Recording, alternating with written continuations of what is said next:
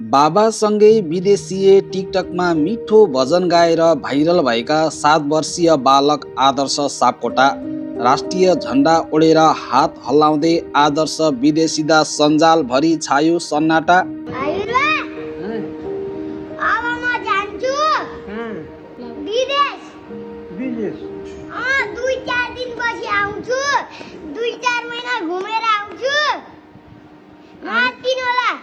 दर्शकबिन विगत केही वर्षदेखि सामाजिक सञ्जाल टिकटकमा निकै मिठा मिठा अभिव्यक्ति दिनुका साथसाथै भजन गाएर चर्चामा आएका नवलपुरका आदर्श सापकोटा अन्ततः बाबासँग अस्ट्रेलिया गएका छन्। आदर्शले विगत केही वर्षदेखि मिठा भजनहरू गाउनुका साथसाथै आफ्ना हजुरबुवासँग रमाइला भिडियोहरू बनाउँदै नेपालीहरूको मनमा गहिरो छाप छोडेका थिए।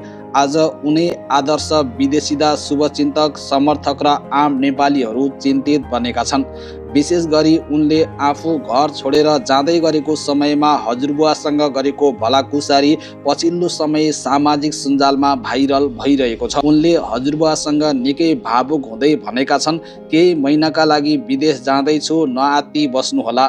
मिठो बोलीसहित आदर्शले हजुरबुवालाई यसरी सम्झाइरहँदा उक्त भिडियोमा आएका अधिकांश कमेन्टकर्ताहरूले अब यसरी नै भिडियो हेर्न पाउने कहिले होला भन्दै आदर्शलाई छिट्टै फर्केर नेपाल आउन आग्रह गरेका छन्।